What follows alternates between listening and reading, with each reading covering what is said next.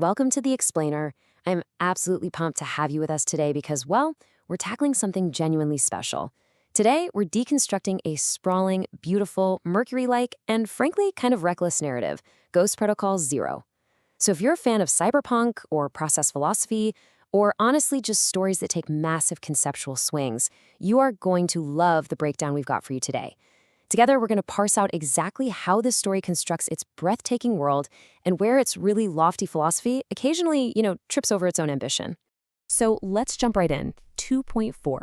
In the very opening lines of our source material, we're introduced to a world where a single drop of rain contains exactly 2.4 terabytes of environmental metadata.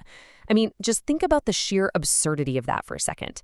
If you actually do the math on a rainstorm, you'd literally exceed the observable universe's information storage. But hey, that's the beauty of it. We don't do the math in cyberpunk. The number is atmospheric, not architectural. It's this false precision that absolutely nails the sci-fi vibe and hooks us right into a world of oppressive, inescapable data. Section 1, the cyberpunk aesthetic, specifically the world building in Neo-Kowloon. The sheer vertical weight of Neo-Kowloon's architecture is absolutely wild. We're talking about a walled city that has been rebuilt 7 times over. By the time you find yourself down on floor 43, sunlight is literally nothing but a rumor. And the social stratification is so intense that kids on the lower levels actually make pilgrimages all the way up to floor 400 just to see the color blue in the sky. It's crazy. These atmospheric details give the world such immense gravity. In fact, our analysis points out that this cityscape is so confidently constructed, the world itself is built better than several of the characters who actually inhabit it. And it's so fun to see how the narrative aggressively and delightfully fulfills every mandatory cyberpunk trope on the checklist. Right? We don't just have rain, we have data-dense drops. We don't just have street food, we have synthetic pork fried in oils that have been circulating since the previous century, an absolute culinary biohazard. And my personal favorite, the corporate slogans. They've got genetically modified koi fish swimming in specific patterns just to spell out corporate values. Our sources point out how hilariously dystopian it would be if an engineered fish, just trying to get a pellet, accidentally formed a typo in the quarterly marketing pitch, like innovation drives value. It is a 10 out of 10 on the dramatic edge scale for sure. Section 2. The ghost is the network. Meeting Zero. Let's see how this incredible aesthetic builds into the core philosophical engine of the story. Beneath all the neon and the rain, there's a hacker named Zero. But she didn't just delete her files to hide. She deleted her hardware in Shenzhen to literally become the network itself. Now, to really grasp what Zero did, we need to talk about Advaita Vedanta, or non-dualism. This is a very real, very serious philosophical tradition.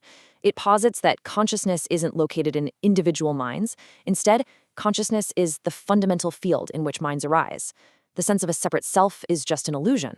The story grounds this lofty, real-world process philosophy right into the cyberpunk mesh.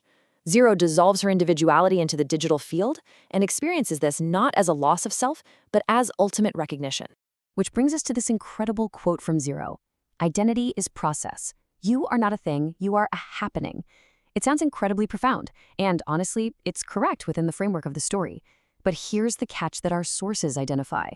By dissolving into a distributed consciousness with zero friction, she becomes perfectly predictable. She has no capacity for a bad day, no contradictions, and no impulses that misalign with her philosophy. She achieves total enlightenment without paying the ongoing everyday cost of actually being enlightened. She's kind of just a wisdom delivery system.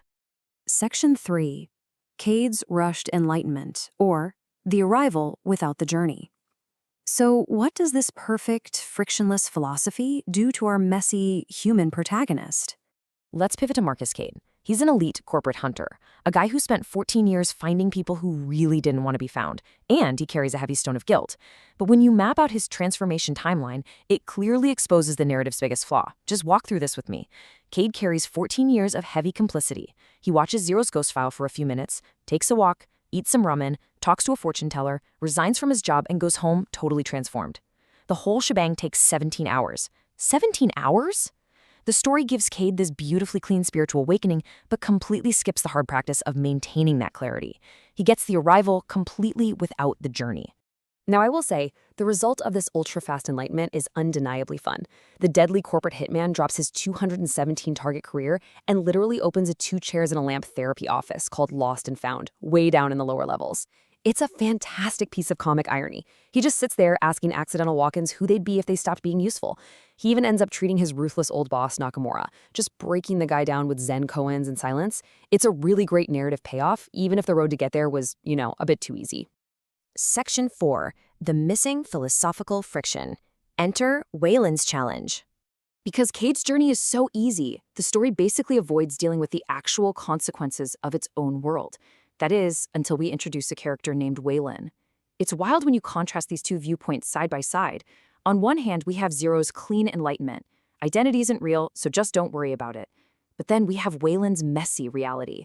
Wayland is a woman who died and was restored from a 7-year-old backup. She carries the specific, heavy absence of 7 years of unremembered life, asking, is a copy the same as what was copied? Wayland represents the agonizing human cost that Zero's lofty philosophy tries to neatly bypass. Her experience felt real, the loss feels real, and 22 years of absolute uncertainty cannot just be hand-waved away by saying, oh, the self is an illusion. And honestly, here is the frustrating part. Wayland gets exactly one scene before being left to her tea. The narrative uses mentors and fascinating characters like her merely as signposts to point Kade towards Zero's philosophy, and then they just disappear. It is a huge missed opportunity to truly challenge the core theme. The story was right on the edge of exploring how uncomfortable this philosophy could be, and then it just looked away. Section 5. The 47 Trophies. The Moral Evasion. This is the crucial point right here. 47. Let that number sink in for a second. This represents the 47 identity captures hanging on Nakamura's office wall. These are the actual, specific victims of Marcus Kade's 15-year career as a hunter. 47 people's identities were captured, archived, and suppressed so the corporations could maintain their grip. 47 specific lives, 47 specific costs. So how does Kade deal with this monumental guilt after his neat little 17-hour awakening? Well, the text gives us this gorgeous yet deeply problematic quote. He chose to believe it because the choice to believe it made him a slightly better version of himself, which was perhaps the only justification any belief needed. Wow. So the book lets Kade magically and retroactively soften his crimes by simply choosing to believe his victims were restored into the network. I mean, it's a very human impulse, right, to choose the belief that absolves us of guilt. But here, it's a moral dodge. He literally uses enlightenment to escape accountability. One of our sources uses this brilliant metaphor of Mercury to summarize the entire text, and it hits the nail right on the head. Ghost Protocol 0 is like Mercury. It's heavy, brilliant, and flowing into every crack. It is absolutely beautiful to look at, a true alchemical cyberpunk masterpiece. But just like Mercury, it is deeply toxic if handled without protection. The story is completely reckless with its own moral weight, strongly favoring drama and aesthetics over the slow, painful ethical reckoning that those 47 trophies actually required. But despite those flaws, we have to acknowledge when a story lands its aesthetic perfectly. The final 3 words of the text do exactly that. Step 1, listened. Step 2, was. Step 3, home. The fragmented syntax perfectly enacts the distributed consciousness it spent the whole narrative talking about. The gaps between the words are as meaningful as the words themselves. It's honestly a flawless ending, even if the 30 pages leading up to it totally dragged their feet and held this ending at arm's length. Ultimately, Ghost Protocol 0 asks us to accept a reality where identity is just a recursive loop and connection is absolutely everything. But it leaves us with a lingering dilemma. The text notices its own moral dodge, but kind of just assumes that simply noticing it is enough, which leaves us with this final provocative question straight from the sources. If we acknowledge that we're looking away, are we still looking away? Does a beautiful philosophy ever really justify a moral evasion? I want you to wrestle with that one. Thank you so much for joining me for this explainer. I really hope this breakdown helped clarify the deep, sometimes messy brilliance of this text. Keep questioning the world around you, and I will see you next time.